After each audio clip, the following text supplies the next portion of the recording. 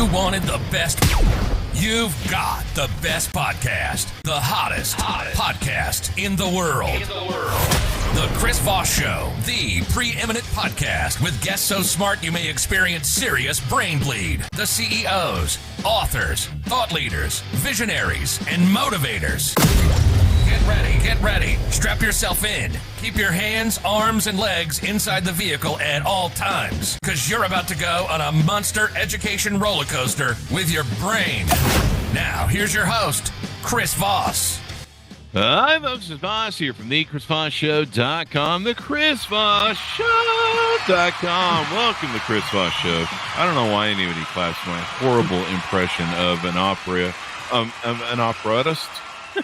I don't know what the hell the language is. An operatist. I just made that up. So there you go. New words you would learn on the Chris Voss Show. This is why you tune in, of course. But as always, we have the most amazing guests, the Chris Voss Show family. The family loves you, but doesn't judge you, at least not as harshly as your mother-in-law.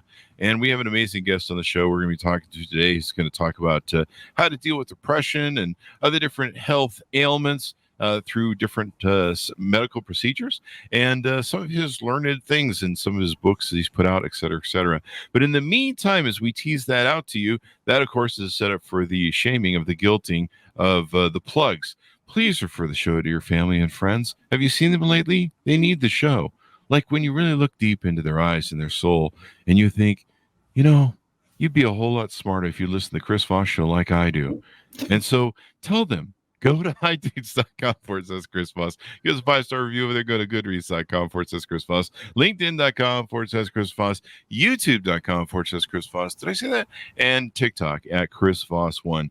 And then when you sit around them with the holiday tables coming up with the Thanksgiving and Christmas, you'll be able to talk about, you won't be talking about politics and all that ugly stuff that makes people angry and fight at those family reunions. You'll be able to talk about, hey, did you see that really cool and interesting person as the Chris Voss Show? Yeah, I did. And then you'll just have a wonderful holiday. That's guaranteed. Wait, the lawyer's yelling at me from the corner. I can't say that. Anyway, guys, thanks for coming by the show. We have an amazing gentleman on the show. He's the author of several books. His latest book is Stick It to Depression. Get Back Your Life Naturally. It came out April 13th, 2021. Dr. Alexander Joannou is on the show with us today, and he's going to be talking to us about his latest book and everything that went into it, and he's going to imparting us some of his knowledge. He is the founder of Transformational Acupuncture, and he's learned in all things acupuncture and some of the medical aspects of it. He's a conjoint lecturer with UNSW and RACGP accredited supervisor. He's been training medical students, international medical graduates, and general practice registrars for more than 20 years to help people achieve that true feeling of peace that comes with healing. I like healing. Healing is always good. I don't like the pain of injury, so I'm into healing. I'm into that. That's my new hobby, healing.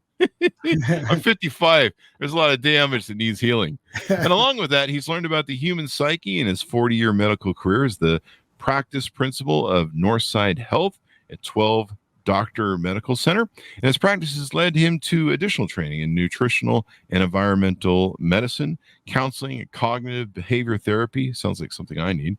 And together with over 300,000 patient consultations, including performing over 35,000 acupuncture treatments, he's witnessed firsthand the complex interrelationship between the mind, the body, and spirit. Welcome to the show, Doctor. How are you? Very well, thanks, Chris. There you go. All the way from Australia. Is that correct, sir? Yeah, just outside of Sydney, a place called Coffs Harbour. There you go. As they like to say, the down under. Where does the down under come from? Why do they call it the down under? What's that about? Well, you only have to look at the globe of the world, I guess. I mean, isn't that kind of rude? Isn't it kind of rude that we always assume that North America is up here and Australia is down here? What? Maybe it's the other way. Maybe if you flip it the other way, I mean, you guys do have your own on top of the world then. Exactly. And that may explain, I don't know, your Tim Tams that you guys have over there. Anyway, give us your .com so people can find you on the interwebs, please, sir. Oh, at stickittodepression.com. There you go. It's very easy to remember. Stick it to stick it to depression. I wanted to say stick it to the depression, but stick it to depression.com. And what motivated you want to write this book? Give us a 30,000 overview of the book and what you do. Yeah, well, it's a long story, but I've been a GP, family physician, for 40 years now. And it all started because, I was trained at Sydney University and I thought I understood how the body works and so forth, because I'd, excelled in my studies there. And that cruised along until after about 15 years, I developed Crohn's disease. Oh, wow. Which is, for those who don't know, it's quite a nasty disease of the bowel, the small intestine. And within a week of diagnosis, I had to have 2 feet of intestine cut out. I had 2 4-inch abscesses in my abdomen. Oh, wow. So I'd lost about 20 kilos in the process, and I wasn't feeling so well. But definitely, I asked the surgeon after, just before discharge from hospital, what diet should I follow? And he said, eat anything you like, you're cured. So I thought, you beauty. The trouble was, within 6 weeks of the operation, I started getting symptoms of the Crohn's disease again. Oh, no. Yeah, so that really spurred me into looking at alternative therapies, which was a journey through looking at, mega doses of vitamins and various herbs, and ultimately to acupuncture. Was the alternative them taking out more of the bowel? Yes, I was threatened about a year later with further surgery. Oh, wow. But when I got onto, at that stage, shiatsu therapy, which is acupressure, I suppose you'd call it, treatment, within the first session of 1 hour, my symptoms disappeared. There you go. Which blew my mind. Wow. And that was under acupressure, and then you discovered, and you moved to acupuncture. Then. Yes. There you go. And so that was back in about 96. And so I've come a long way since then. Basically, I've been well ever since. That is, wow. That is awesome. That is, and have you found that you've been able to help other people that have similar sort of traits? Absolutely. Wow. Yeah. That's crazy. And so I'm not on any medication for it anymore. I haven't been on any medication for over 20 years. 20 years for acupuncture. Wow. So would you say that most of your patients are, walking around you on pins and needles? Sorry, I had to do that joke. Yes. I couldn't resist.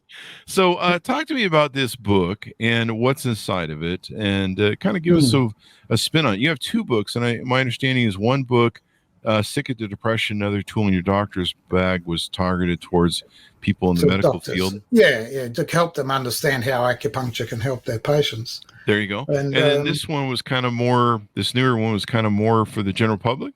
Yes, it's I've been told it's quite readable, and basically relate this sort of stuff about how I came across acupuncture as a help. And I first learned acupuncture in about 1998, and but it was around in 2010 when I came across a method of acupuncture that helps the mental state. And I realized that ultimately was where the real power lies, because, it's easy to try and paper over problems by making you feel better in terms of symptoms of whatever problem you've got. But the deeper level of healing, which you spoke about, comes at a much deeper level of mind, body, and spirit. And I found that this acupuncture was doing it. Initially, first particular case, I'd been telling my wife for some time, that who's also a medical doctor in the practice, that a lot of the patients I were treating for whatever medical problem they had said that they felt a whole lot better, and that they weren't having arguments at home, and problems at work wasn't getting to them. So my wife kept telling me I should look into this and sort out what's going on to prove that it works. And I thought, oh, I don't need to prove it works. I know it works. But like most guys, I ignored my wife's advice. But then I had one particular patient who was seeing me. She was in her early 60s for osteoarthritis. And her arthritis had got bad enough that another doctor in the practice had put her on opioids, in OxyContin type stuff. Oh yeah. And she didn't want to be on that because that's, as you know, can be quite addictive, and it tends to dull the mind and so on. Within 3 weeks of starting the acupuncture on her, she was able to get off those, and that was really good. Wow. But I kept going to see how long we could, how good we could really get her feeling. And after she had been having acupuncture for about a month or two, she asked if she could stop her antidepressants. And apparently she'd been taking antidepressants for 16 years. Holy crap.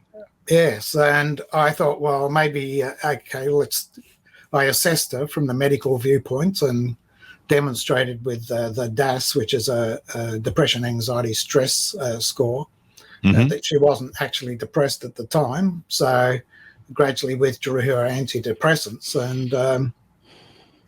and she was fine. And not only fine, she actually said that she felt a sense of joy and happiness.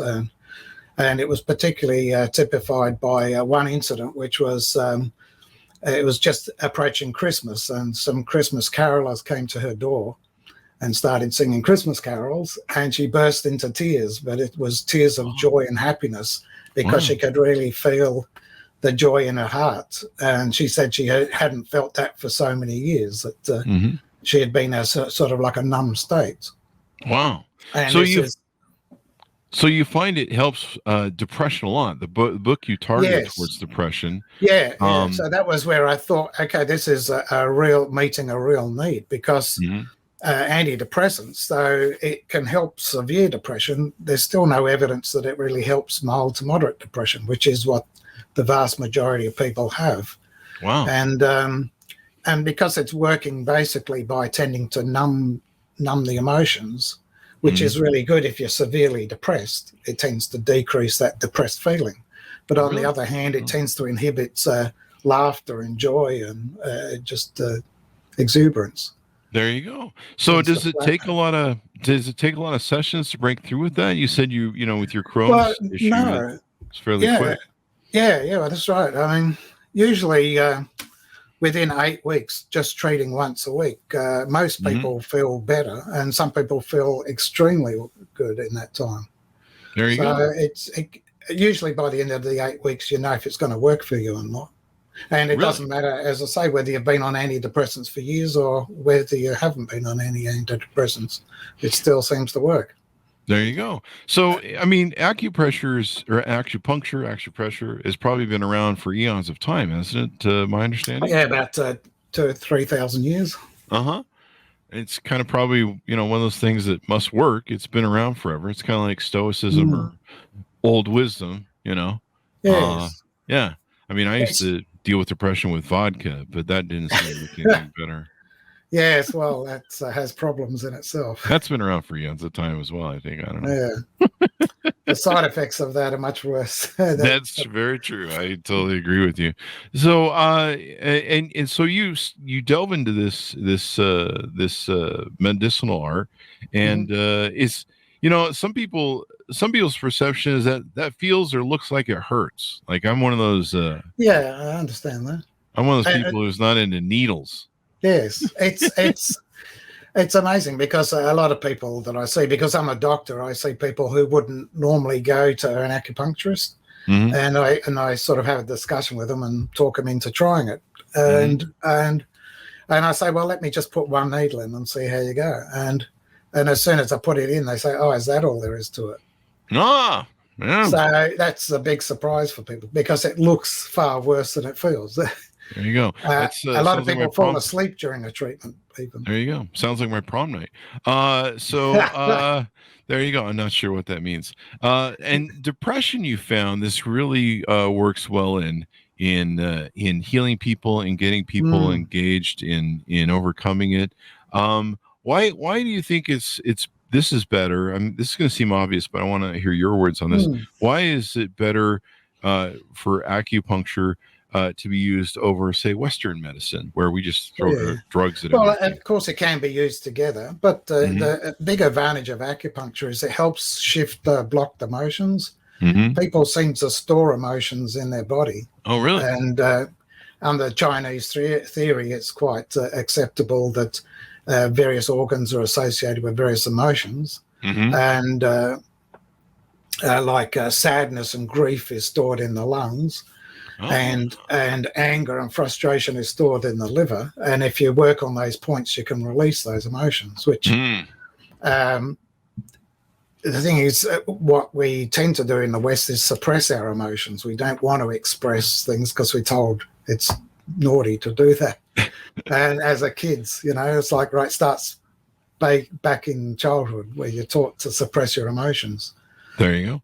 And, so is that part of the chakras? And I was just going to say too, I used to store when my vodka drinking was going on, there was a lot of anger stored in my liver. But is that where the chakras are, which you were talking about there? Yeah, well, that's because the chakra system is developed by the Hindus, which is in India, and in parallel with the Chinese system in China.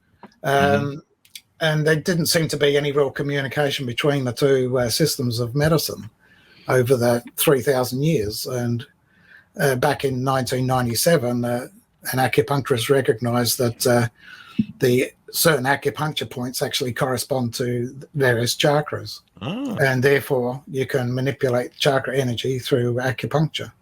And, so you do two lanes. You've got the book that tries to help the general public be aware of acupuncturists and stuff.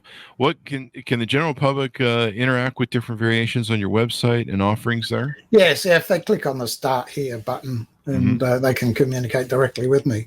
There you go. And then you also have a thing for practitioners to be able to adapt and learn this sort of area. Well, the system itself, if you're already an acupuncturist practicing acupuncture, it's quite easy to pick up this system. And I teach it I now teach it online as a weekly session. And sorry? No, go ahead. I was going to say I teach it as a weekly session, and by the end of, even the first night session, they can go out and treat somebody starting straight away. So can you treat yourself with acupuncture? That's a bit tricky. And you can't probably get to your back. I have been known to, when I played on the soccer field, to pull out some needles to needle my knee or something. But there you go. There you go. I know the older you get, the more you have different pains and different things. And it's interesting how the body works. Years ago, decades ago, I used to have to go to a massage every weekend. I was running a lot of companies and there was a lot of stress, and I had to go have a 2-hour massage. And if I didn't get that 2-hour massage and, they would explain the chakras to me, they'd be like, you're going to be a bear for the rest of the week and be ornery and miserable and stressed out. Which is pretty much my current condition at all times. So this is pretty interesting. What do you find most people? What are some misnomers or myths that people have about needles, other than the fact that there's needles involved?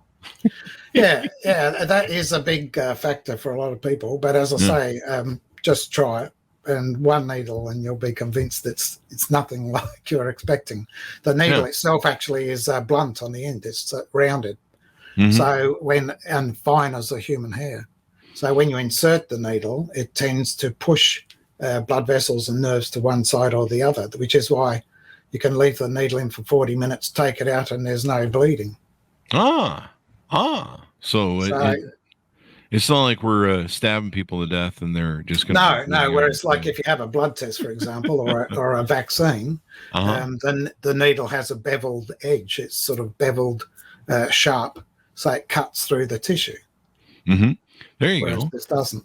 And so you counsel these practitioners on how to do it or how to do it better. Now, is there a specialized method that you do that's different than what maybe other people do in the field? Yeah. Well, as I say, it is based on chakra energy, and I've developed a questionnaire to assess which chakras the person has issues with. Okay. And from that, I use various combinations of needles in the form of a pattern, in the form of sacred geometry to trigger the chakra into shifting. There you go. And so people can add this to their current lineup of maybe health resources. Do you find that a lot of people that come to you are people working in the holistic area of Yes. medical stuff? Yeah. I've helped a lot of massage therapists and other medical doctors as well. The medical students that come to my practice usually get offered a session to experience it for themselves. There you go. And so are you doing a lot of online teaching where you're, it's like we're in this COVID world where everything is done on Zoom and all that sort of good stuff? Yes, yeah. If you go to my website, there's the details there. Just follow the links. There you go. Do you do any localized thing where people fly out to you there in Australia and well, I'm in Coffs Harbour, but on our website, I'm developing a list of practitioners who've studied under me. There you go. It's a list of certified practitioners. So hopefully we'll get somebody in your area soon. There you go. I need as much acupuncture as I possibly can. I need that, or here around the house we don't have acupuncture as close by, so I just use a hammer to hit myself in the head. That seems to be working for a while. I don't know. I can't feel my legs. I was going to say, I make you forget about everything else. That's true. That's my psychiatrist is recommending the frontal lobotomy, so I think that's what we're doing next week. So when people see me smiling on the show and drooling down the side of my mouth, well, it'll be like the last 15 years of the show. So there you go. What are when you help people with depression, and do you find there's any certain thing that you help people with, like any certain target of depression that helps the most, or does it help all the different spectrums of variations of depression? I know there's ADHD and there's a bunch of spectrums of that. Yeah. It's more in the mild to moderate range. I mean, I have treated some patients with severe depression and who have improved quite dramatically, but it does take a lot longer. So it takes some sort of commitment. But also it helps people with PTSD are helped. Really? Yeah. And, wow. And various phobias, like claustrophobia or agoraphobia, that sort of thing. Now, if I have a phobia against needles, because I actually have this phobia, it probably helps fix that phobia for me? Well, it will once you have the needle and think, there you go. Nothing. Well, that's what the nurse keeps telling me every time I get the vaccine, but I don't know. But no, it's much less. Much less pain than because you're just not jamming it all in there like they do at the doctor's office. That's you're just giving a little pinprick. So there you go. But that's interesting. PTSD. We've had a lot of people on the show who suffered PTSD. A lot of folks in the military. I think there's talk among psychologists that people experience PTSD with trauma. Childhood trauma or trauma. That happens in their life that can really shock the brain and stuff. And so you find that will help release that and deal with that, huh? Yeah.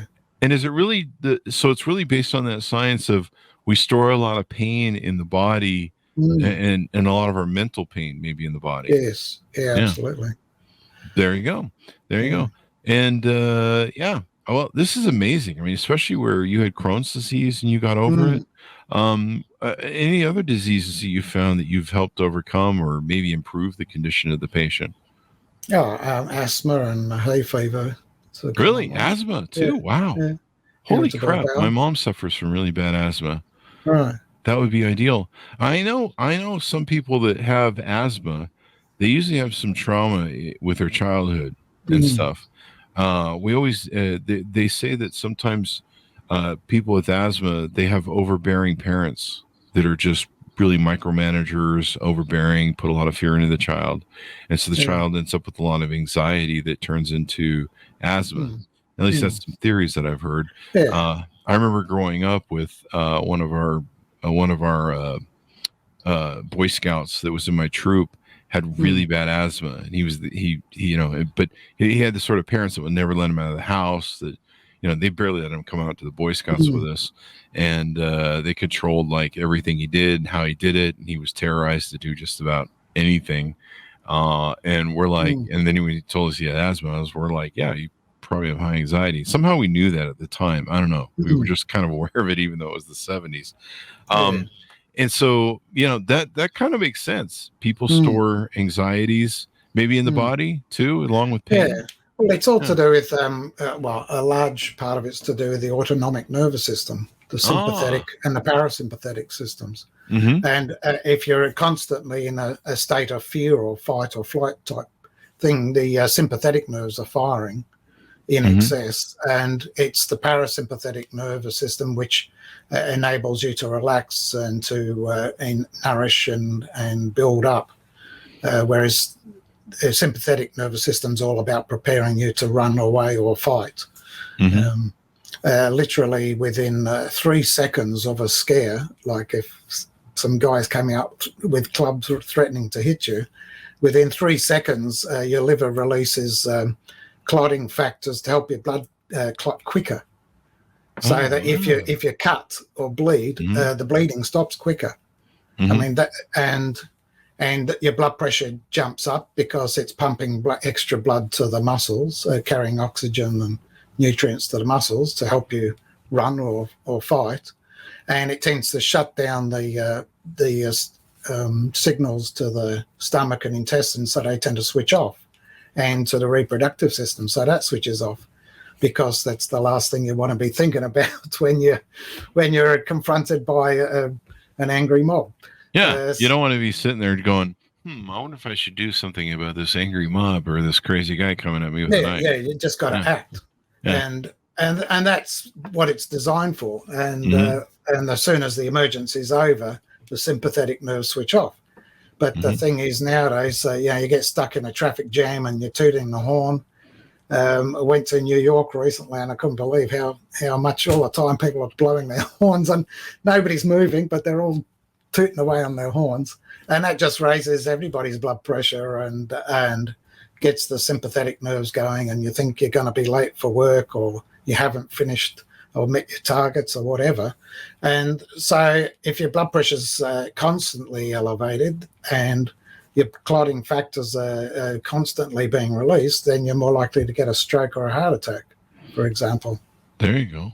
That makes sense, because we saw that with the COVID crisis, and the fact that there was so much inflammation in the body, where the body was trying to fight off the virus, and since it hadn't a blueprint yet on how to deal with this new virus, it was over-inflaming the body, and by over-inflaming, it was damaging organs, because there's a certain point where it's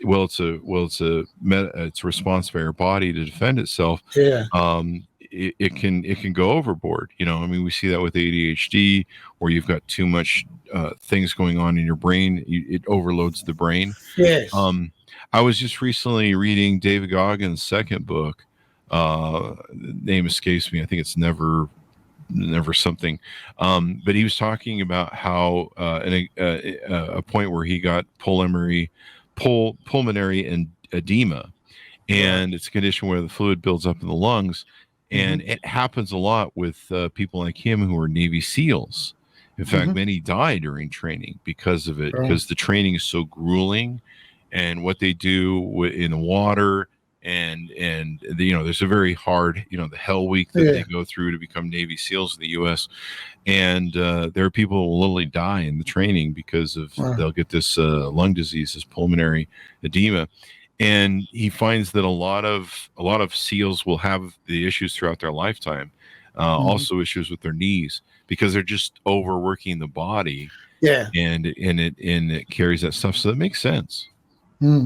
Yeah, definitely. And part of the training that I teach acupuncturists is certain points that can help switch off the sympathetic nerves and switch on the parasympathetic nerves. So most people leave their treatment feeling a lot more relaxed and calmer than when they walk in. So the effect can be that quick.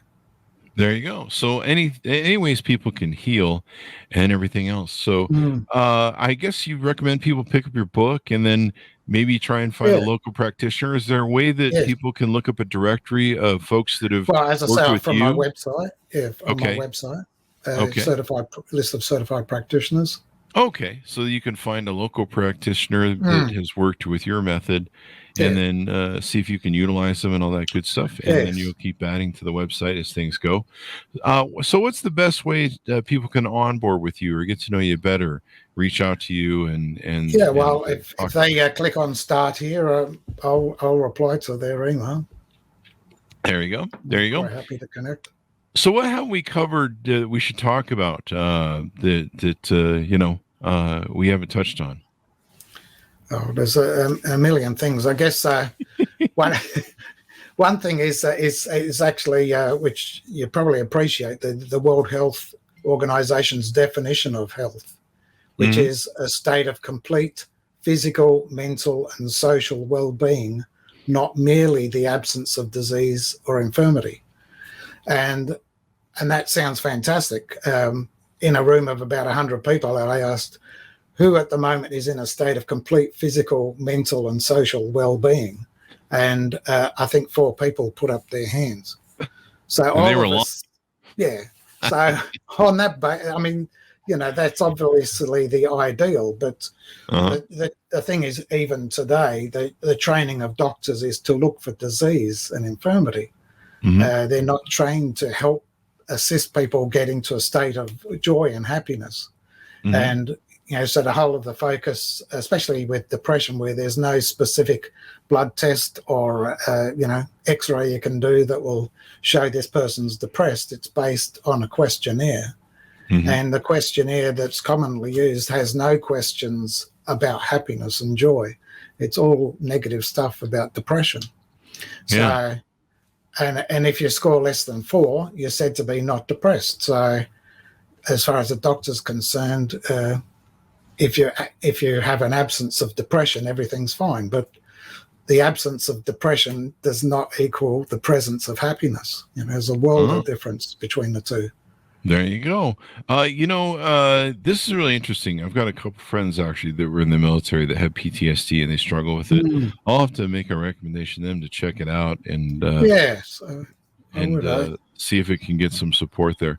So I'm glad you've come up with this. This is really interesting. Thanks. I mean, it's just amazing you overcame the Crohn's disease and different things and anything that can help people. And I know that sometimes you go to the doctors and they're just like, well, let's slice and dice you up into little pieces and I'm sure you'll feel better then. Or take these 50 pills that will interact with you. Here in America, we're really big on that. We're like, here's a bunch of pills, and then half of them have horrible side effects, and the other half will interact with each other and actually make things worse. And then you're gonna have to take a third pill to counteract the 2 pills you're taking that are that's exactly right. It's all too common, actually. Yeah, we actually have commercials on TV. They're like, "Hey, are you taking that one pill? So you got side effects. Or if you take it with another pill, you have side effects. We have this new pill that helps counter the side effects of that." And then I don't know if you ever watched American TV, but then they read off like a half an hour list of all the potential side effects of any drug. It's like, hey, do you suffer from depression? If you take this pill, you won't have depression anymore, but you might have a colonostic bleeding, liver disease. Your kidney might just wander out of your body, and you'll probably see everything in double for the rest of your life. But it will fix your depression. And you're just like, what? It's not good. It's not good. The thing is, people want a quick fix, and things like depression, it's often a lifetime of learning, and you've got to unlearn bad habits or bad ways of thinking to improve your life, and that takes effort. There you go. But at least with the acupuncture, the effect, the calming and relaxing effect can work from the very first treatment. So that helps give the person hope and motivates them to keep coming back. Well, hopefully that's what we've done. We've given some listeners hope out there, and their practitioners, they can reach out to you if they're people in the just the average everyday person. They can grab your book and they can maybe seek out some local help. Anything further you want to plug before we go out? Oh no, that's all. I'm just looking out particularly for any acupuncturists who are interested in learning this method. I've trained some Canadian acupuncturists, but no American acupuncturists at this point. There you go. Maybe we need more of that. We're too much steeped in America into this whole pill popping culture, and just do surgery and I've learned a lot about holistic health. I mean, just eating better sometimes. Maybe getting off the vodka, that can help too, from what I understand. Yeah, I got off that, and my body is like, thank you very much. Yes. We're going to treat you better, and we like you better now that you got off that booze. And now if I can just get off the heroin and meth, I'll be fine. No, I'm just kidding, people. I've never done that. Don't do that. Don't do that. The attorney says we have to say that, even though there's jokes. So thank you very much, Doctor, for coming on the show. We really appreciate it. Pleasure. Give us your .com so people can find you on the interwebs. Yes, stickittodepression.com. There you go, folks. Let's stick it to depression once and for all. I'm for that. I suffered depression most of my life. So there you go. Thanks so much for tuning in. Go to goodreads.com/Chris Voss, youtube.com/Chris Voss, linkedin.com/Chris Voss, and Chris Voss 1 on TikTok. Thanks so much for tuning in. Be good to each other. Stay safe. We'll see you guys next time. Thanks, Chris.